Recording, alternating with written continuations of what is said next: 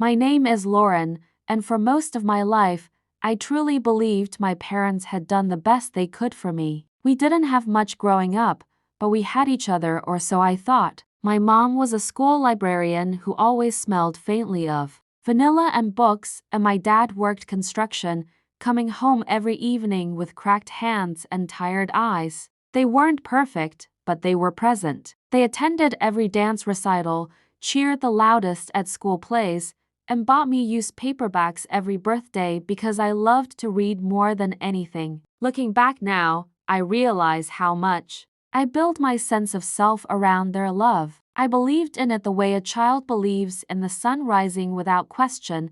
I had a sister, Cassie, 2 years younger than me. She was always the wild one, pretty and impulsive. She had this magnetic energy that pulled everyone toward her, even when she was doing the wrong thing, and she often was. Late nights, bad grades, a few stints in rehab. Still, my parents protected her like a fragile gem. I used to think it was just because she needed more attention. I told myself I was the strong one, the dependable one. I never asked for much, and I thought that meant I was doing something right. Cassie and I weren't close growing up, not in the way sisters often are. We shared a room for a while, but not many secrets. I loved her though, in that unspoken, default kind of way. We fought like siblings do. I envied how easily she could disappoint them and still be forgiven. Meanwhile, I carried every good grade and polite word like a shield. I was trying to earn something I didn't realize I already deserved.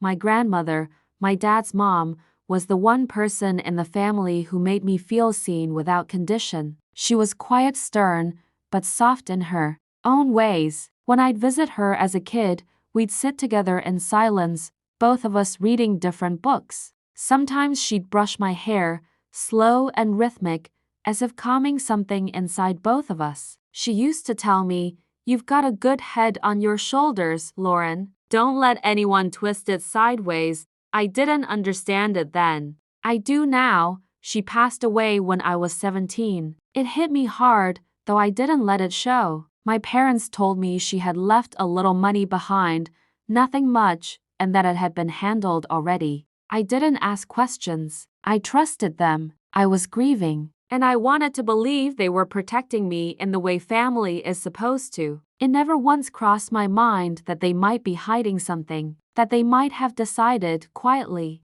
that I didn't need what she'd left behind, that I didn't matter as much. But the truth has a way of surfacing, even when you've buried it beneath years of love and loyalty. And sometimes it erupts at the most ordinary moments, like dinner. On Christmas Eve. It had been a while since I'd gone home for Christmas. The past few years had been complicated between work, strained phone calls, and that vague sense of distance I could never quite name. But this year, they insisted. Mom sent a group text in early December.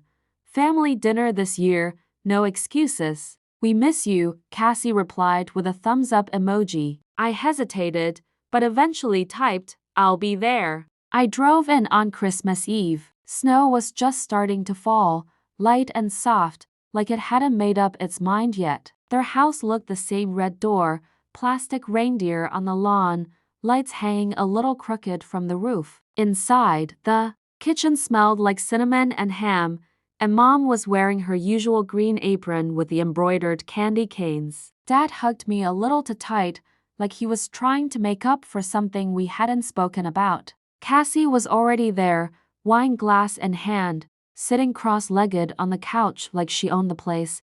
Dinner was a strange mix of small talk and long silences. We passed dishes, made weak jokes, pretended everything was okay. Cassie laughed. Too loud. Mom kept checking the oven even though everything had already been served. I kept my head down, pushing mashed potatoes around my plate, just waiting for the meal to end.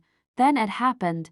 Dad leaned across the table while Mom and Cassie were mid-conversation. He gave me this proud, almost conspiratorial smile. "Did the money help, sweetheart?" At first, I thought he was talking about something else. Maybe the bonus I got from work? Or maybe I'd misheard him. "What money?" I asked, casually confused. the entire room fell quiet, like the power had gone out, but only in our voices. Dad blinked. You know, from Grandma's trust, the money we sent you after she passed. I felt the air shift, cold, sharp, pressing against my chest. I never got any money, I said slowly. I turned to Mom. Her fork was suspended mid-air, her eyes frozen on mine, and in that instant, I knew. It was all over her face: shock, guilt, panic. Cassie looked away, suddenly fascinated by her whine. What? Do you mean you didn't? Dad started, but Mom cut him off with a sharp shake of her head. He went silent. I pushed back my chair. My heart was beating in my ears. Are you telling me Grandma left me money and you never gave it to me? No, one answered. Mom looked like she was about to cry. Cassie said nothing. I stood up, my appetite gone. I felt like I was floating just slightly above myself, watching a scene I didn't recognize. It was Christmas Eve, and I just found out my family had kept a secret from me for nearly a decade. A secret about my grandmother, about money that was mine, and about how little I truly knew the people I shared my blood with. I left my plate untouched and walked out without another word. The snow had started falling harder now. I didn't sleep that night. I drove back to my apartment in the city with the heat blasting and my hands trembling on the steering wheel. My mind wouldn't stop spinning. I kept replaying those few seconds. At the dinner table, over and over: Dad's offhand remark, Mom's expression, the silence that swallowed the room. It was like the walls of my childhood had cracked open, and something raw and ugly had been hiding inside them all along. I sat in my apartment until morning, curled on the couch in my coat, staring at nothing. At some point, I opened a bottle of wine and drank half of it without tasting it. I didn't cry. I didn't even feel angry yet. Just hollow, like my memories had been wiped clean, and I was trying to remember who I was without the version of my family I had clung to for so long. By noon, I picked up my phone and called Cassie. She answered on the second ring, her voice flat. Hey, I didn't waste time. What did he mean? The money from Grandma? There was a pause. Lauren, don't. Lauren, me, I snapped. My voice was shaking now. Did Grandma leave me money? Did they send it to you instead? Another pause, this one longer. It's complicated, she finally said. You don't understand. I understand. You've known for years and never said a word. It wasn't my call, she said, defensive now. Mom and Dad thought you didn't need it. Didn't need it? I repeated, stunned. It wasn't about needing it. It was mine. Cassie let out a breath. You were doing fine, Lauren. You had your scholarships, your jobs, your little apartment. You always figured things out. I was struggling, and they thought Grandma would have wanted it to go to whoever needed it most. My hands clenched. That's not how trusts work, Cassie. That's not how family works. I didn't ask for it, she said quietly. They started helping me. And then it became normal. I assumed you knew. Of course she did. Of course they all did. And not one of them thought I deserved the truth. I hung up on her. The grief hit like a wave I hadn't been braced for. Not just grief for my grandmother, but grief for all the years I thought we were a family playing by the same rules. All the times I scraped together rent in college, skipped meals, took extra shifts thinking I was building character. Meanwhile, my sister was being quietly handed what was meant for me, and worse, they decided, without me, that I wasn't even worth telling. That night, I pulled out the box of papers I'd kept from when Grandma passed. Old birthday cards, letters, one typed-up document I'd barely glanced at back then, something about a trust. My fingers were shaking as I read it again, really read it this time. She had left me something, and they had taken it. The cracks weren't just appearing now. They had always been there. I just hadn't looked closely enough to see them. I spent the next few days in a daze, pulled between disbelief and a deep, gnawing fury I didn't know how to hold. It was like finding out your life had a shadow version, one you never saw because everyone who was supposed to protect you had quietly closed the door. I couldn't stop thinking about all the times I'd struggled. When I worked 2 jobs in college to afford books. When my car broke down and I borrowed money from a friend, embarrassed and desperate. When I gave up a study abroad opportunity because I couldn't justify the expense. And all that time, the money was there, meant for me, hidden. I couldn't let it go. Not this time. Not like the other times when I swallowed the hurt and moved on. This was different. This felt like theft. Not just of money, but of trust, of memory, of what little security my grandmother tried to leave behind for me. So I started looking.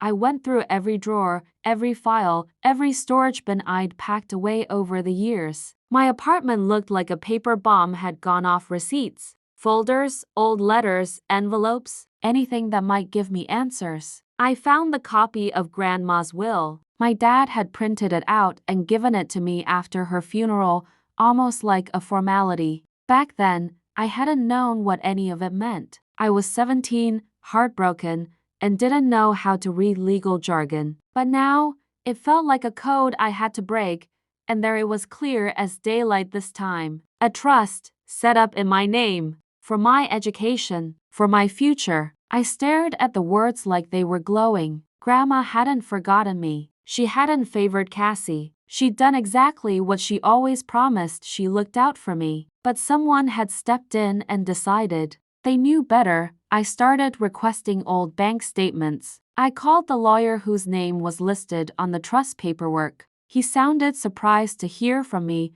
but was polite. Said he'd assumed I'd already received the funds. When I told him I hadn't, there was a long pause on the line.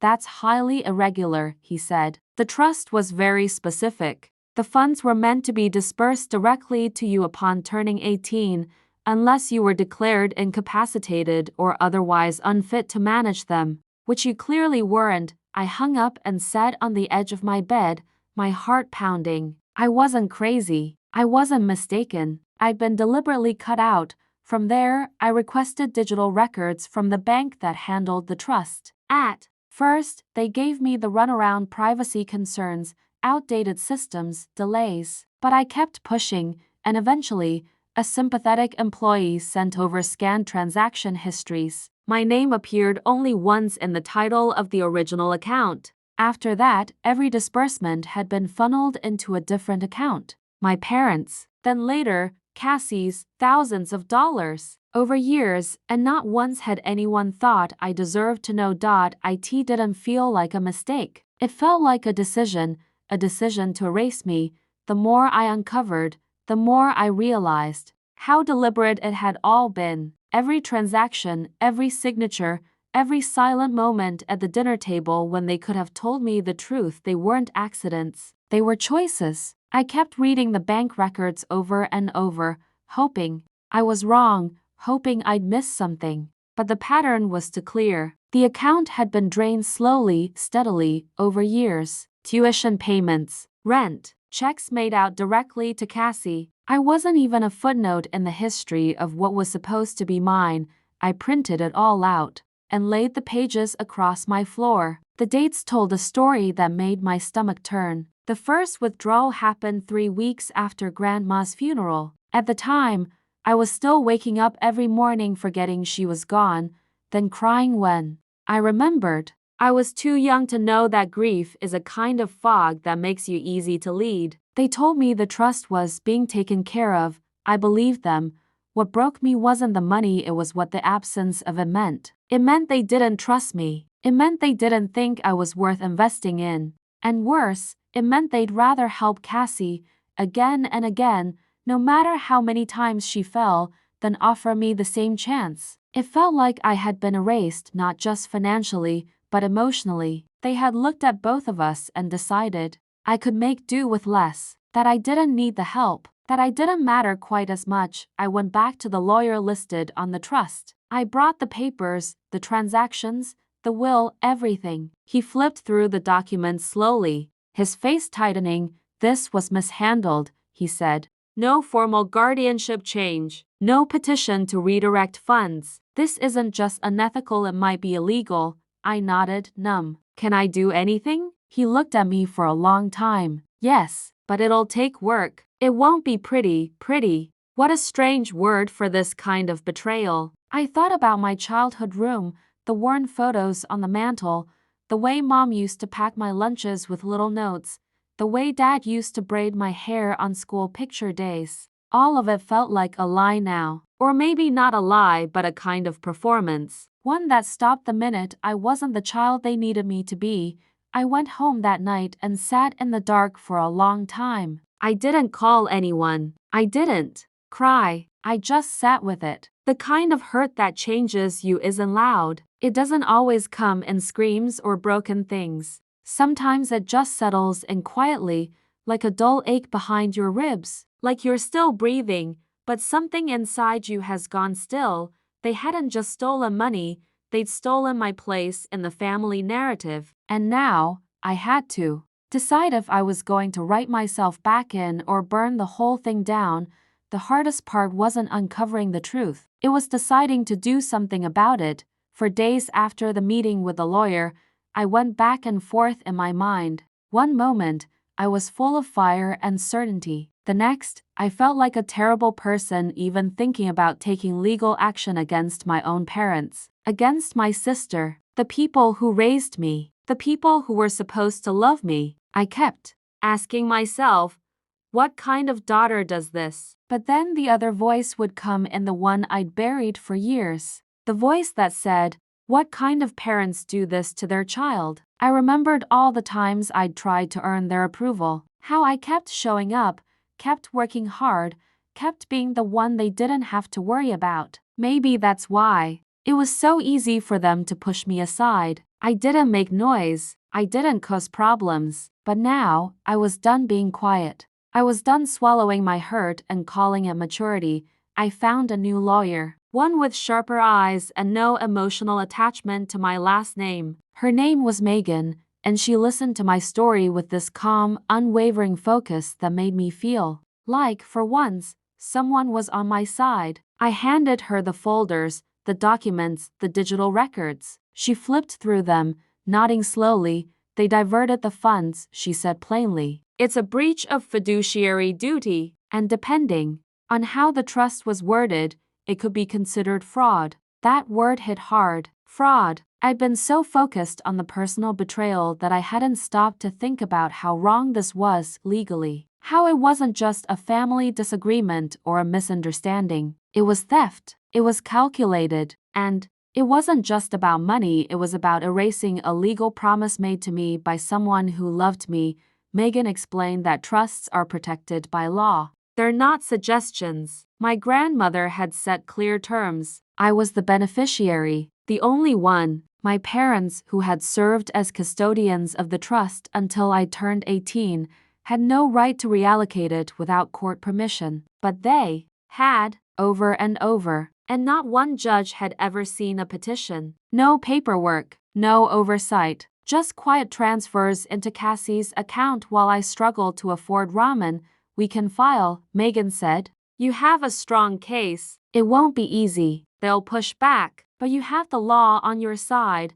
And still, even with all the anger, I hesitated. Not because I didn't want justice, but because I knew this would be the end of whatever illusion we had left of a family. There'd be no coming back from this. No healing Christmas dinner. No tearful reconciliation, but maybe that's what I needed. Not closure, not forgiveness, just truth. I took a deep breath and said the words. That made my hands tremble. Do it. File everything, Megan nodded. Then let's give them something they'll never forget. And just like that, I started writing myself back into the story. There's a strange quiet that comes after you make a decision that changes everything. Not relief, exactly. Not fear either. It's more like standing at the edge of a cliff after you've already stepped off. There's no going back, and you can't feel the ground yet, but you know it's coming. That's where I was in the weeks after filing the legal notice.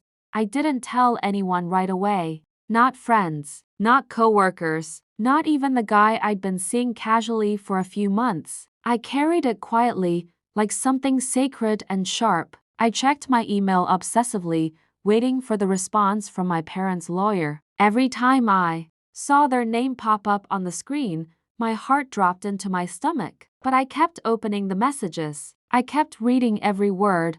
The day the first formal reply came through, I sat alone in my kitchen, a mug of tea going cold in my hands. It was a carefully worded denial. They didn't admit fault, but they didn't fully deny it either. The tone was defensive, almost patronizing. We did what we thought was best. Lauren was always so independent. We never imagined she would want to pursue this path. They spoke about me like I was a disappointment, like I'd broken something. That had been working fine if you ignored that I'd been left out entirely. It hurt. God, it hurt, but it also woke something up inside me. I pulled out an old storage box that had been sitting in my closet for years, one I hadn't opened since I moved into the apartment. Inside were bits of my childhood report cards, drawings, photos, and near the bottom, folded neatly between 2 books, was a letter. I didn't recognize it at first. The envelope was faded, the edges curled with time. It was addressed to me, in my grandmother's slanted handwriting. I opened it with trembling hands. Inside was a short note, written just a few weeks before she died. She said she was proud of me, that she knew I'd do good things in the world, that she hoped the money she left me would help make life easier. Don't let them talk you out of your worth, she wrote. It's not something anyone else can measure. I cried then. Not pretty tears, full body sobs, the kind you can't hold back even if you try. It wasn't just the pain, it was the recognition. It was her voice, still here, reminding me that I wasn't invisible, that someone had seen me, truly seen me, and had tried to give me a foundation. And that foundation had been ripped away, not by strangers, but by the people who claimed to love me most.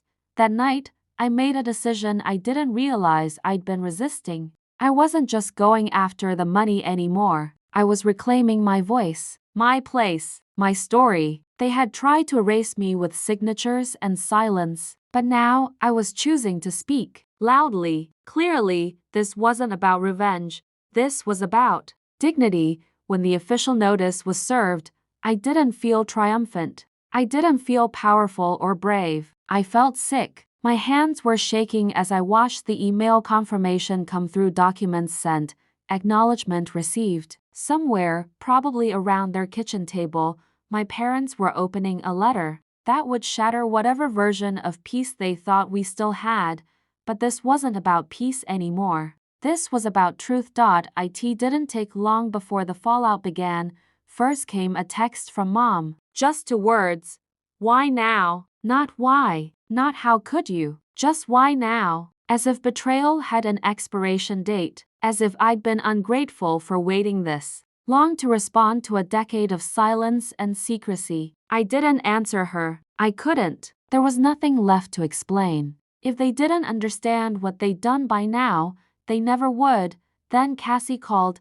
I didn't want to pick up, but I did. Some part of me still needed to hear her voice. Some twisted part of me still wanted her to say she was sorry, that she hadn't known what she was doing, that it had been a mistake. But instead, the first words out of her mouth were, "Are you seriously suing Mom and Dad?" Her voice was sharp, wounded, as if she were the victim. I could almost picture her pacing her room, dramatic hand gestures, phone pressed to her ear like it was the lifeline to a reality she was desperate not to lose. Yes, I said, simply. You've completely lost it, she snapped. Do you even understand what this will do to them? To all of us? What it's already done, I corrected. You got the money. I got lied to. You got help. I got silence. There was a pause. Then, she said, almost sneering, God, you always have to be the martyr. It's exhausting. Something in me clicked. I wasn't hurt anymore. I wasn't even surprised. I was just done. You don't get to rewrite this, I said. You don't get to guilt me into pretending nothing happened. This isn't about jealousy or drama or family politics. It's about what's right. Grandma left that money for me, and you all made sure I never saw a dime. You decided I didn't matter, and now you're mad I'm acting like I do. I hung up before she could respond. A week later, their lawyer sent a proposal to settle quietly. No admission of wrongdoing, just a lump sum to resolve the matter amicably. Megan advised me to take it seriously. It was a lot of money, but I needed more than a check. I needed them to acknowledge what they'd done. And if they wouldn't say it aloud, then I wanted the court to be why then. The story had started to ripple out to extended family. My aunt called to say she had no idea. A cousin reached out on Facebook with a message that read, "Good for you." Others just went silent, the way people do when they're too uncomfortable to pick a side. But I had already picked mine. This wasn't about destroying a family. It was about refusing to be quietly erased by one.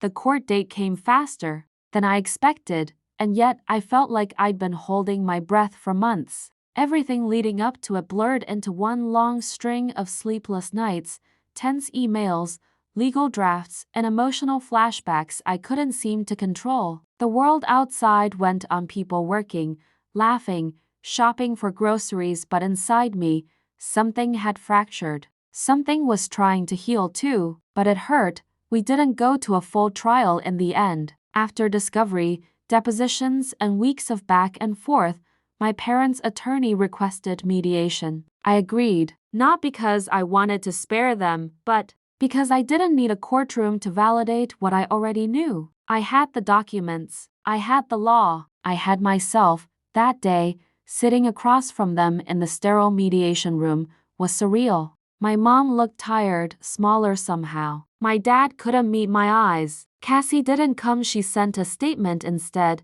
filled with legal language and none of her voice. I listened as their lawyer tried to position it as a misunderstanding, as well-intentioned parental decisions. I sat still, quiet, waiting. When it was my turn to speak, I didn't raise my voice. I didn't cry. I told the truth. I was 17 when she died, I said. And you told me there wasn't anything left for me. You looked me in the eyes and lied. And while I worked late shifts and skipped meals to save money, you gave thousands to Cassie. You used my trust money Grandma left for me to help her. And you never even told me. Not once. You had a choice. And you made it over and over again.